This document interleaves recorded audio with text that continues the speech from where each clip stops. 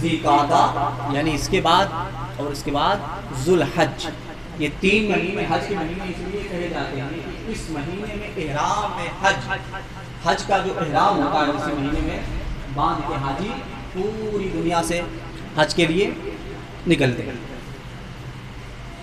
تو آپ اندازہ لگائیں قرآن مجید میں حضرت ابراہیم علیہ السلام کا یہ جو واقعہ ہے کعبہ شریف کی تعمیر والا، کئی جگہ ذکر ہوا ہے۔ اللہ کا ارشاد ہے وَإِذْ يَرْفَعُ إِبْرَاهِيمُ الْقَوَاعِدَ مِنَ الْبَيْتِ وَإِسْمَاعِيلُ رَبَّنَا تَقَبَّلْ مِنَّا إِنَّكَ أَنْتَ السَّمِيعُ الْعَلِيمُ۔ حضرت ابراہیم علیہ السلام اور ان کے بیٹے اسماعیل علیہ السلام جب کعبے کا جو پیلر ہے، جو اس کی فاؤنڈیشن ہے، جو اس کی بنیاد ہے، جب اس کو کمپلیٹ کر لیے اور عمارت کا سلسلہ شروع ہو گیا، تو حضرت ابراہیم علیہ السلام نے اللہ سے دعا مانگی ربنا وجعلنا مسلمین لک ومن ذریتنا، اے رب ذوالجلال ہماری نسلوں کو مسلمان بنانا، ومن ذریتنا امتا مسلمتا لک، امت مسلمہ ان کو بنانا، وارنا مناسکنا وتب علینا، اور ہمیں اس کعبے کی جس کی ہم نے تعمیر کی ہے اپنے بیٹے کے ساتھ مل کر کے، اس کعبے کی تعمیر کے بعد ہمیں حج کرنے کی بھی توفیق عطا فرما، وتب علینا انک انت التواب الرحیم، اور اے رب ذوالجلال پروردگار عالم تو ہی دعاؤں کو قبول کرنے والا اور توبہ قبول کرنے والا تیری ہی ذات ہے، بے شک تو ہی سنتا اور جانتا، تو ہی سننے والا اور جاننے والا ہے۔ ابراہیم علیہ السلام نے کعبے کی تعمیر کی۔ آپ کے علم میں یہ بات آنی چاہیے کہ کعبے کی تعمیر کے بعد اللہ کے نبی صلی اللہ تعالی علیہ وسلم کے دور میں بھی کعبے کو تعمیر کیا گیا۔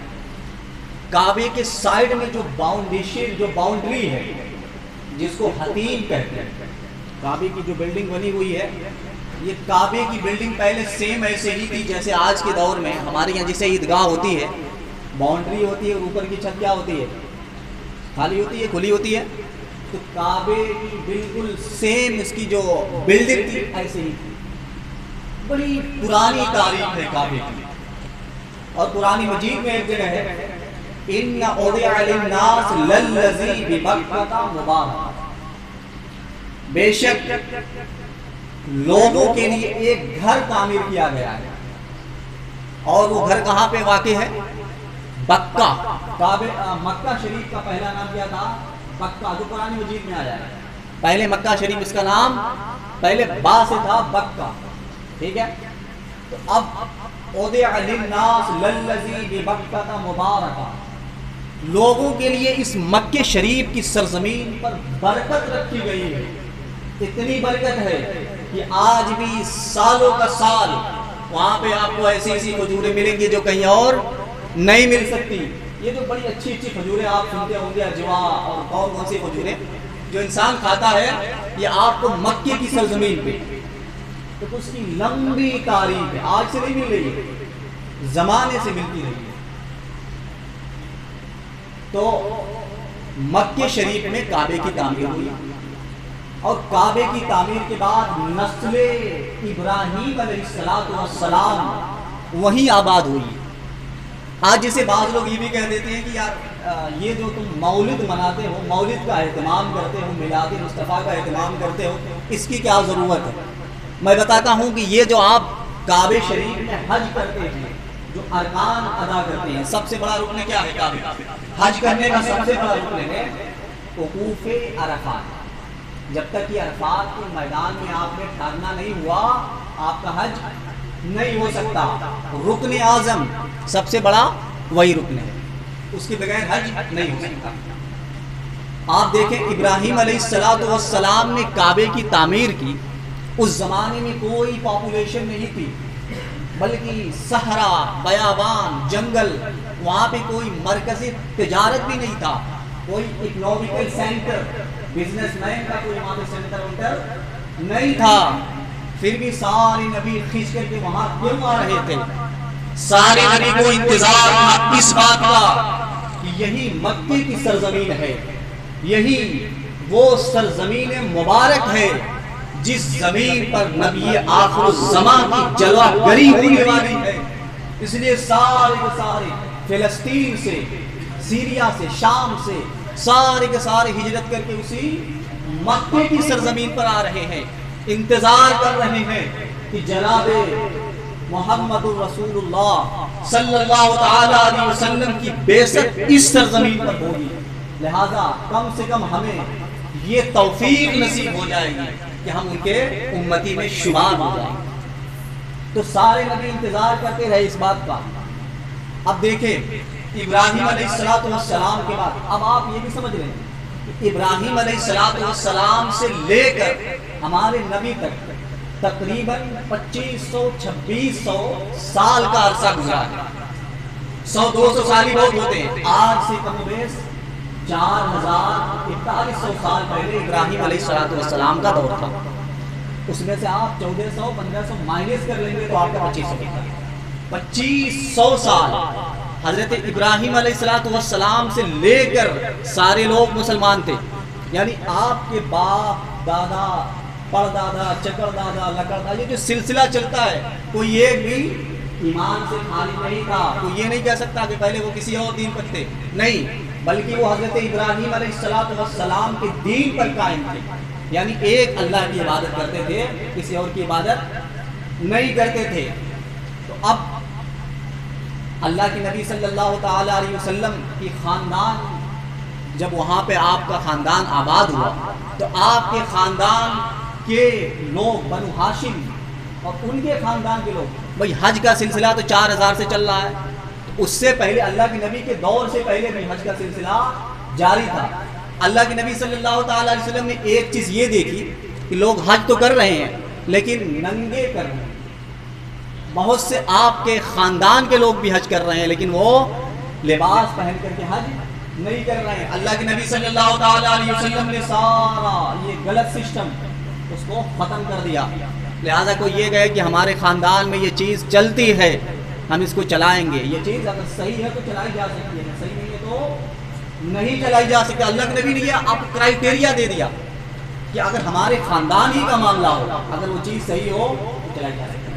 اب اللہ کے نبی صلی اللہ تعالی علیہ وسلم آپ کے خاندان کا معاملہ یہ تھا کہ جو حج کرنے اس زمانے میں لوگ جاتے تھے، ایران سے، سیریا سے، فلسطین سے، یمن سے، سارے کے سارے حاجیوں کو اللہ کے نبی کے خاندان کے لوگ جو مامور تھے، کسی نے مامور نہیں کیا تھا لیکن مامور تھے، تولیت جس کو کہتے ہیں متولی ہماری زبان میں، مسجد کے متولی کون ہے؟ تو وہ لوگ ان کو کھانا کھلاتے تھے، شربتیں پلا رہے ہیں، اونٹ کے گوشت کھلا رہے ہیں، تمام چیزوں کا انتظام کرتا ہے۔ ایسے نہیں کہ آج کے متولی ہو، خبر ہی نہ ہو کہ اپنی مسجد میں کیا ضرورت ہے۔ یہ اس زمانے کی تولیت تھی جو ایک ایک چیز پہ نظر رہتی ہے، اور اس کو بھی وہ باعث فخر سمجھتے تھے، شرف کا باعث سمجھتے تھے کہ ہمارے خاندان میں اگر یہ چیز ہے، ہم کو یہ اعزاز حاصل ہے کہ حجاج کی مہمان نوازی ہم کر رہے ہیں، لہٰذا ہماری طرف سے یہ رہے گا، ہماری طرف سے ناشتہ رہے گا، ہماری طرف سے یہ رہے گا، یہ سارا کچھ چلتا رہتا ہے۔ تو حضرت اللہ کے نبی صلی اللہ تعالی علیہ وسلم کے جو دادا تھے حضرت عبد المطلب، بعض لوگوں کو نام بھی پتہ نہیں ہوتا ہے، حضرت عبد المطلب آپ کے دادا، اور آپ کے والد کا نام حضرت عبداللہ۔ حضرت عبد المطلب اس زمانے میں یہ جو زمزم کا جو کنواں ہے یہ بالکل اٹ گیا تھا، بالکل گرد و غبار سے وہاں پہ جگہ ہی نہیں تھی، بھائی کنواں کہاں یہ پتہ نہیں لگ رہا تھا۔ تو لوگوں نے بڑی مشکل سے اس کو نکالا اور وہاں پہ جا کر کے اس زمزم کے پانی کو نکال کر کے لوگوں کے لیے پھر اسی طرح سے پینے کا سلسلہ شروع کیا۔ اور یہ زمزم کا پانی ہی آپ دیکھ لیں، چاہے جتنے بڑے آر او لگا لیں اور فلٹر سسٹم آپ اپنے گھر میں اسٹیبلش کر لیں، کوئی پانی زمزم کے مقابل کا نہیں ہو سکتا۔ آج جو لوگ کہتے ہیں نا کہ ارے بھائی پانی تمہارے پاس رکھا ہوا ہے، 2 سال سے رکھا ہوا ہے زمزم کا پانی، پتہ نہیں صحیح ہے نہ، استغفر اللہ العظیم، پانی اس میں 2 سال نہیں 2000 سال تک بھی رکھ دیں گے، فرق نہیں آ سکتا۔ اور یہ بھی جو بعض لوگ کہتے ہیں سوشل میڈیا پہ کہ ارے بھائی پانی کی تو کمی ہو گئی ہوگی، اب وہ پانی کہاں سے آئے گا؟ اس زمانے میں تھوڑا سا چھوٹا سا کنواں تھا، آج تو لاکھوں کی تعداد میں. بھائی اگر سعودی والے کو بھی کاؤنٹ کریں گے، یہاں کا تو 300-400 لاکھ حج کرنے پہنچتے ہیں. تو یہ ایک کنواں پانی کے لیے کافی کیسے ہو سکتا ہے؟ تو کافی ایسے ہو سکتا ہے جیسے اللہ کے نبی صلی اللہ علیہ وسلم نے اشارہ فرمایا تو انگلی سے پانی جاری ہو گیا، اور جب پانی جاری ہو گیا تو 1500 صحابہ نے اس کو پی لیا. تو یہ تو ایک نبی کا معجزہ ہے، اور معجزہ ہوتا ہی ایسا ہے جو آپ کی عقل میں آنے والا نہیں ہوتا ہے. تو لہٰذا اس پانی کے بارے میں کہیں بھی غلط چیز نہیں سوچنی چاہیے. حضرت عبد المطلب رضی اللہ تعالی عنہ، آپ نے خواب دیکھا اور خواب میں قربانی کرنے کا معاملہ تھا. اب یہ معاملہ تھا کہ سب سے جو آپ کی محبوب چیز ہے اسی کو قربان کرنا ہے. حضرت عبداللہ آپ کے سب سے لاڈلے بیٹے تھے. تو آپ کے ذہن میں آ گیا کہ ارے بھائی حضرت عبداللہ کو قربان کرنا ہے. اب حضرت عبداللہ کی جو آپ کی کئی بیویاں تھیں، جو ان کی جو والدہ تھی، حضرت عبداللہ کی والدہ وہ بھی ان کو مانتی تھی، اور جو ماں تھی، جو دوسری بیوی تھی وہ بھی بہت مانتی تھی. اب کہا کہ عبد المطلب تم ایسا کرو، ان کو قربان نہ کرو بلکہ تم ایک قرا کرو، جس کو بولتے ہیں لکی ڈرا.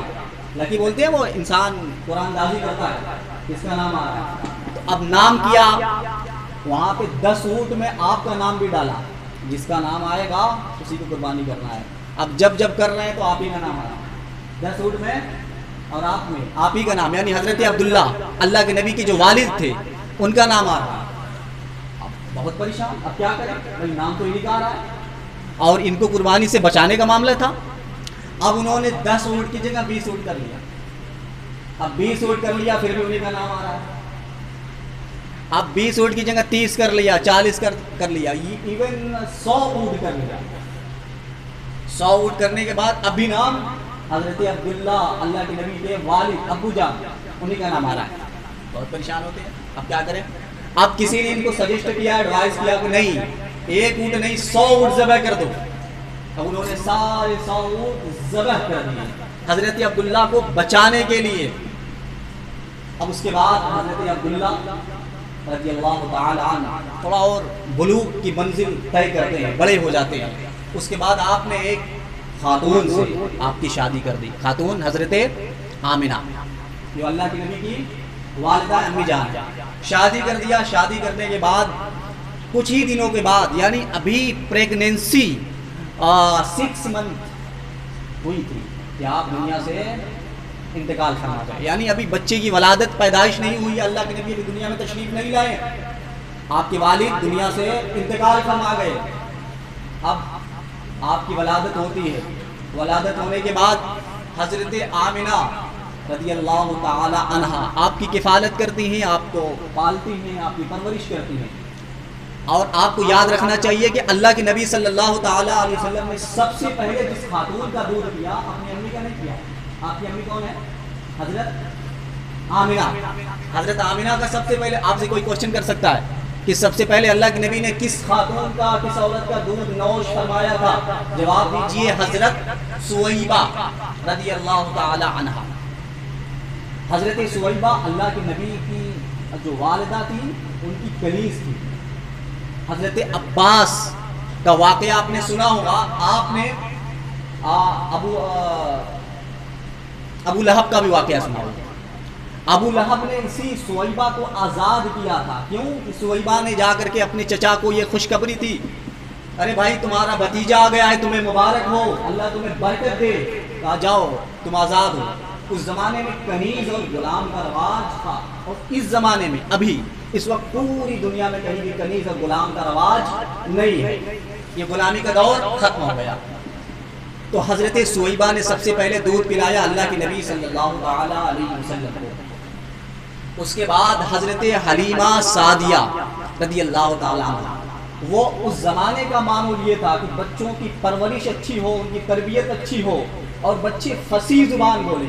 بھائی عرب کے لوگ جو ہیں وہ اپنے اجمی لوگوں کو، یعنی جو عرب سے باہر ہیں، ان کو گونگا سمجھتے ہیں کیونکہ ان کے بولنے کا اتنا اچھا ڈھنگ نہیں ہوتا ہے، اور وہ بڑے اچھی زبان والے، بڑے اچھے شاعر اور بڑی اچھے خطاب کرنے والے، ان کے اندر سارے کمالات ہوتے ہیں.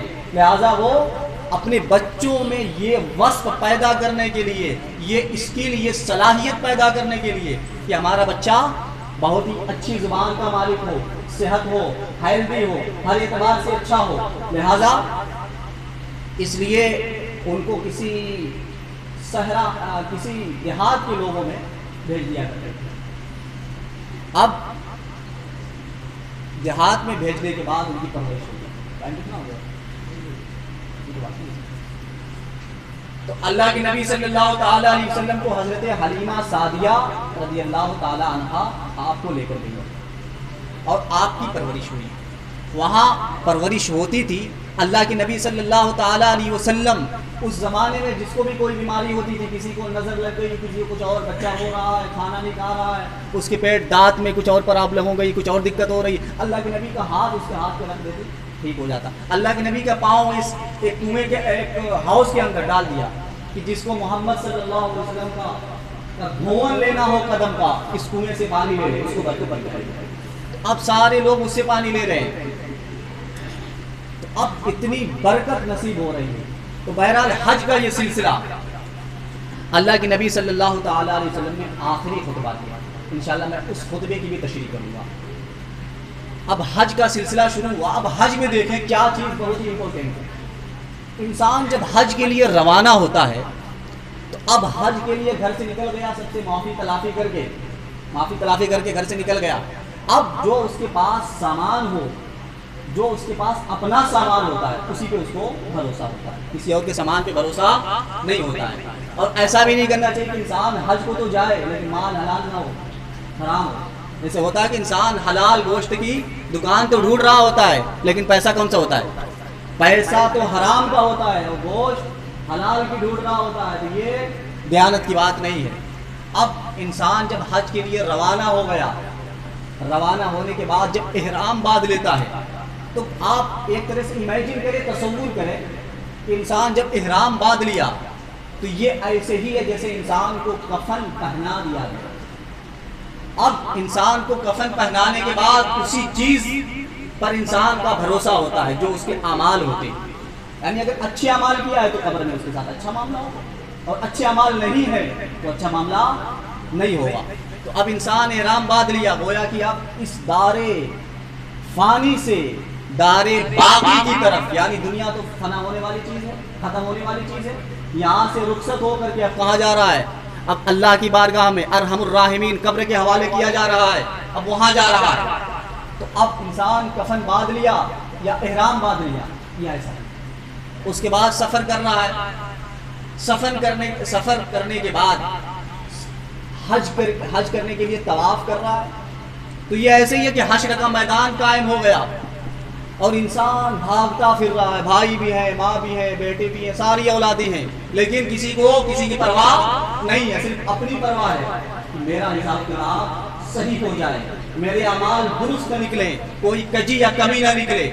تو انسان سارا کچھ کرنے کے بعد، طواف کرنے کے بعد عرفات کے میدان میں جاتا ہے۔ تو یہ عرفات کا میدان آپ امیجن کریں، حشر کا میدان جہاں پہ سارے لوگ ہیں، چاہے وہ انڈین ہو، پاکستانی ہو، افریقن ہو یا برٹش ہو، سارے لوگ ہیں۔ اب حساب اللہ کی بارگاہ میں دینا ہے۔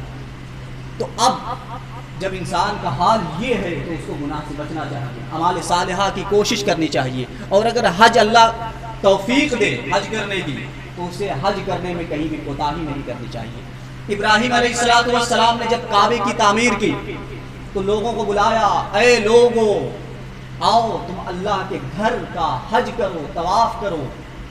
اب ساری دنیا میں جو لوگ تھے انہوں نے سنا، اب ہم نے بھی سنا۔ کیسے سنا میں اس کو بتاتا ہوں۔ اب ہم عالم ارواح میں تھے، یعنی ہم دنیا میں تو نہیں آئے، ہم اور آپ دنیا میں نہیں آئے، لیکن ہماری جو روح تھی اللہ نے اس کو پیدا فرما دیا۔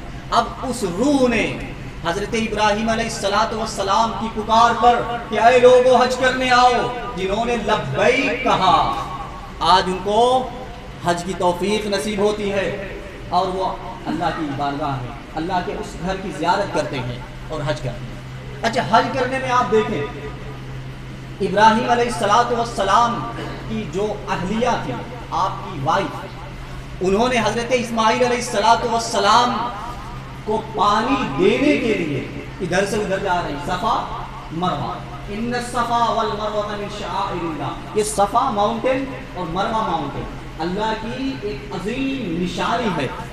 کبھی ادھر جا رہے ہیں کبھی ادھر جا رہی ہیں. اللہ نے کہا یہ تمہارے لیے تمہارا حج مکمل نہیں جب تک کہ یہ صفا و مروہ کی صحیح نہیں کر لو گے. اب آپ کے لیے لازم ہو گیا.